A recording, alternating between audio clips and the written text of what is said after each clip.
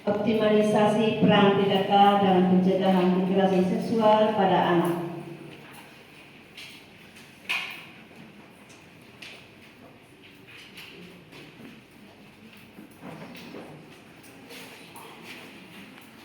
Ini adalah mitra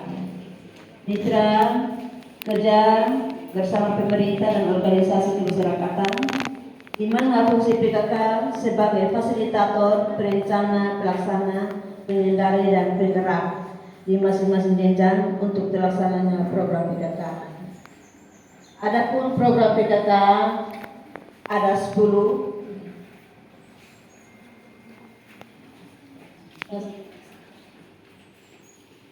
Kami lihat di situ ada 10. Pemberdayaan kesejahteraan keluarga sebagai agen gerakan pembangunan masyarakat dan punya 10 segi kehidupan keluarga yang dikenal luas dengan istilah 10 program PKK. Kita biasa kenal dengan pendidikan keluarga. Sebagaimana kita semua tahu ya, bahwa anak-anak di dalam keluarga itu waktunya lebih lama.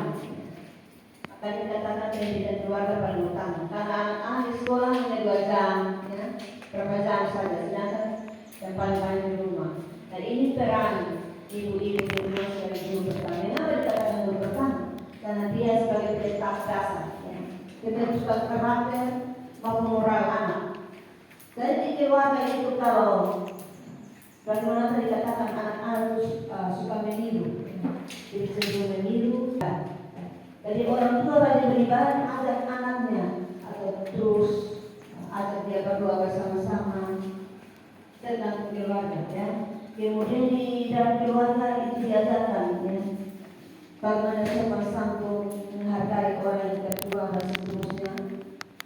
Ada keluarga yang mendidik anak untuk bekerja, bagi tugas, tapi ada keluarga yang memanjakan anak tidak bekerja ya. Saya melihat contoh itu, ketika saya di kampung itu ada orang tua yang anak-anaknya itu panggil kakaknya Susi, Bu, tapi ada keluarga tertentu yang istri menghina sebut nama saja. Karena itu tidak diletakkan rasa bagaimana cara berbagi kakak atau yang supaya dia lebih tinggal dari kita. Jadi orang tua wajib beribadah ajak anaknya atau terus ajak dia berdoa bersama-sama tentang keluarga ya. Kemudian di dalam keluarga itu diajarkan ya, bagaimana sopan santun, menghargai orang yang tertua dan seterusnya. Ada keluarga yang mendidik anak untuk bekerja, bagi tugas, tapi ada keluarga yang memanjakan anak tidak bekerja ya. Saya melihat contoh itu, ketika saya di kampung itu ada orang tua yang anak-anaknya itu panggil kakaknya Susi, Bu, tapi ada keluarga tertentu yang istri menghina sebut nama saja. Karena itu tidak diletakkan rasa bagaimana cara berbagi kakak atau yang supaya dia lebih tinggal dari kita. Lalu mereka juga harus rajin untuk bawa ke sekolah minggu. Di sana mereka dididik ya, diajarkan tentang agama, ya, firman Tuhan, ya, seperti itu. Jadi itu peranan mama-mama. Kemudian kembali kepada bagaimana supaya anak ini sehat, ya, itu dikasih makan yang enak-enak, ya.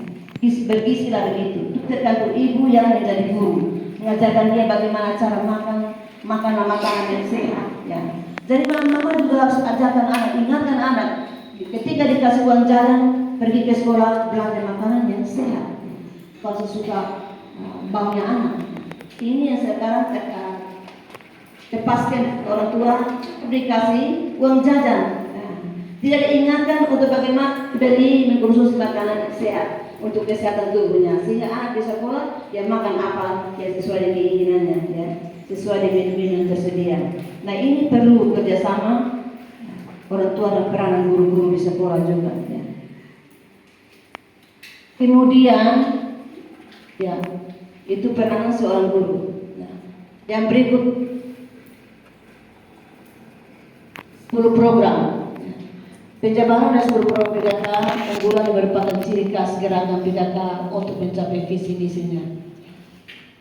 Itu program unggulan mutlak dilaksanakan oleh seluruh jajaran TP, ya, tim penggerak PKK pusat dan daerah sampai kepada desa dan kelompok 2 PKK, kelompok PKK dan dasar wisma sesuai dengan peran, fungsi dan kapasitasnya.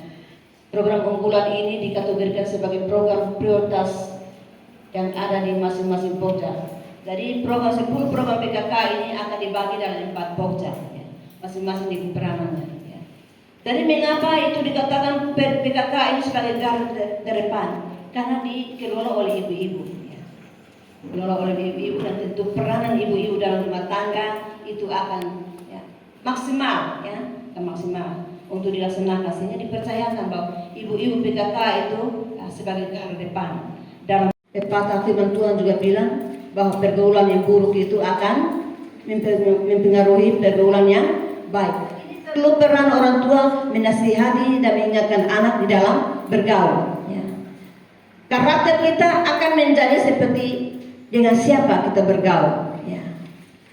Jadi kalau bergaul dengan orang baik, kalau di sekolah bergaul dengan orang yang rajin, pintar, kita akan pintar, rajin kerja kelompok, ya, tugas-tugas diberikan.